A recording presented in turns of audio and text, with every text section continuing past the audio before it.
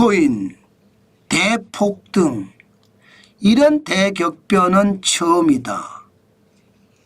한번 말씀을 드려볼까요? 이거 한번 보세요. 비트코인이 진짜로 대폭등하고 있습니다.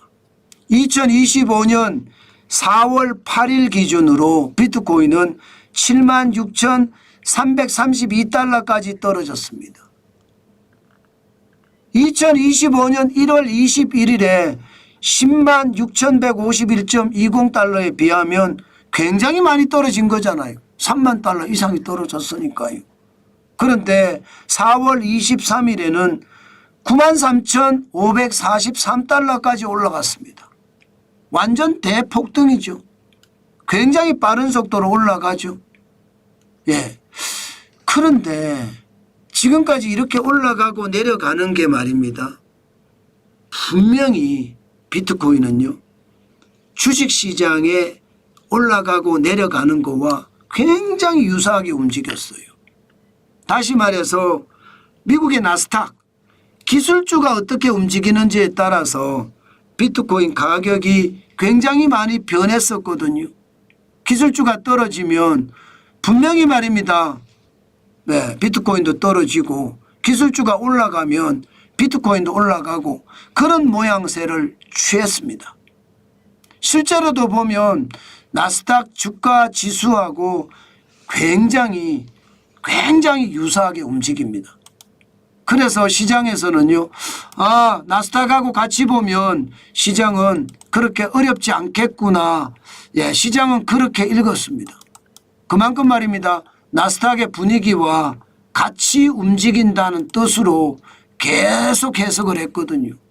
실제로도 말입니다. 실제로도 나스닥 지수하고 한번 비교를 해보면 그렇게 차이가 안 나요. 진짜 그거 비슷하게 움직입니다. 기술주 중심하고. 제가 준비를 한 내용도 보면 그렇게 움직인다는 것을 알게 됩니다. 한번 보시겠습니까? 지금 4월 8일 날 비트코인의 가격이 76,332달러까지 떨어졌죠. 나스닥을 보면 4월 4일에 굉장히 많이 떨어졌습니다. 그죠?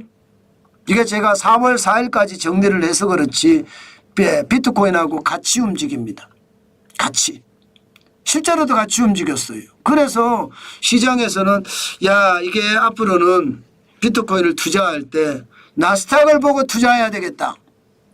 그렇게까지 이야기가 나올 정도로 나스닥 분위기, 미국의 기술주하고 다 같이 변했습니다. 그런데 최근에 들어서 말입니다. 이 분위기가 바뀌었어요. 이게 뭐지? 이렇게 생각할 만큼 말입니다. 갑자기 올라가잖아요. 갑자기. 예. 지금 보시는 것처럼 굉장히 갑자기 올라가죠. 4월 8일에 76,332.2달러까지 갔다가 4월 23일에는 93,543달러까지 올라가니까. 이게 또 변하는구나.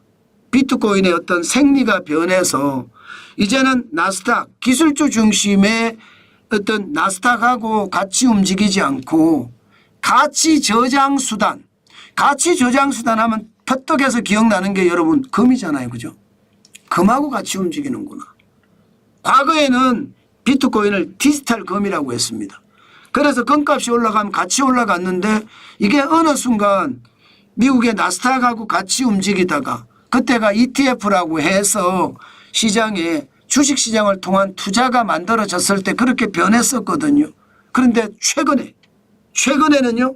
금값하고 연동해서 변합니다. 보시는 것처럼 금값이 올라가잖아요. 4월 21일에 사상 최고치 올라갔잖아요. 그러니까 지금 비트코인도 계속 올라가고 있는 겁니다. 그죠? 이게 여러분 진짜 시장이라는 건 시장이라는 건 이연령 비연령이라고 생각해요.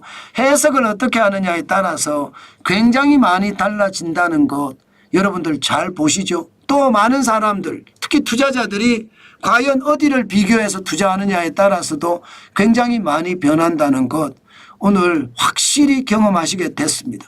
그러면 여러분 우리가 비트코인을 사야 될까요? 지금 저는 늘 말씀을 드립니다. 자산 포트폴리오를 갖추시는 분들 중에 나는 비트코인을 믿어. 비트코인의 내재 가치를 믿어. 이런 분들은 자산 포트폴리오 차원에서 사시라. 제가 그렇게 말씀을 드려왔습니다. 왜? 계속 올라가니까.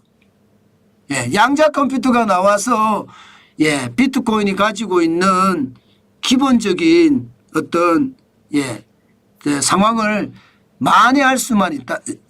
해체하지만 못한다면 저는요. 분산해서 저장할 수 있는 비트코인이 앞으로도 계속해서 더 올라갈 거라고 생각해요. 블록체인을 못 깨잖아요. 양자 컴퓨터가 나와서 블록체인을 깨면 모르겠어요. 그러나 그 전까지는 비트코인은 우상향할 거라는 예상은 합니다. 그렇지만 우리가 잘 봐야 될 게 있습니다. 제가 이 물음표를 써놨잖아요. 물음표. 뭘 잘 봐야 되느냐. 반감기를 자주 봐야 됩니다. 일반적으로 여러분 반감기 끝나고 나면 폭락했어요. 1차 반감기 때도 폭락, 2차 반감기 때도 폭락, 3차 반감기 때도 폭락. 이 말은 여러분 우리처럼 말입니다. 생업에 열심히 종사하면서 투자하는 사람들은 이렇게 반감기가 끝나고 폭락할 때를 기다리는 게 좋습니다. 무조건적으로 말입니다. 계속해서 산다. 저는 금도 마찬가지고 비트코인도 마찬가지인데 질퍽질퍽 할 때가 있다고 봅니다. 사이클링이 있다는 뜻이에요. 질퍽질퍽 할 때 오일쇼크 끝나고 질퍽, 글로벌 금융위기 끝나고 질퍽, 코로나19의 위기 끝나고 질퍽, 금값도 그랬잖아요. 코로나는 반감기에 따라 질퍽질퍽 하거든요. 저는 그 질퍽을 기다리는 게 낫겠다. 자산 포트폴리오를 갖추는 사람은 상관없습니다. 어차피 포트폴리오를 갖추기 위해서 일정에게 금이 올라가도 사듯이 비트코인이 올라가도 사잖아요. 그런 사람은 상관없지만 생업에 종사하면서 투자하는 우리 같은 사람들은 좀 기다렸다 사는 게 좋겠다. 저는 그렇게 말씀을 드려요. 그럼 반감기 후에 폭락은 언제쯤 오느냐. 1차 때는 1년 후에 왔습니다. 1년 후에. 2차 때는요 1년 7개월 후에 왔고요. 3차 때는 1년 6개월 후에 왔습니다. 그러면 4차는 언제냐. 2024년 4월 20일이거든요. 이제 1년이 지났습니다. 앞으로 6, 7개월 안에 어떤 일이 벌어질까요? 이것도 한번 봐야 됩니다. 물론 트럼프 대통령이 가상자산의 대통령이다 이렇게 선언을 하고 가상자산을 계속 키우기 때문에 이것을 과거와 같은 어떤 사이클링하고는 다를 거다 이렇게 예측하는 사람들도 있습니다. 물론 그럴 수 있습니다. 그러나 우리가 항상 염두에 둬야 될 것은요. 사이클링, 추세선은 변하지 않는다. 추세선을 보면서 우리가 준비해 가도 늦지 않는다. 그 말씀 여러분들에게 오늘도 제가 강조해서 드리겠습니다.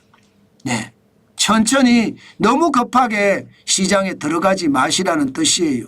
괜히 급하게 들어가서 시장에 위협이 오는 것보다 훨씬 낫지 않을까. 저는 오늘 그 말씀을 여러분에게 드리고 있는 겁니다.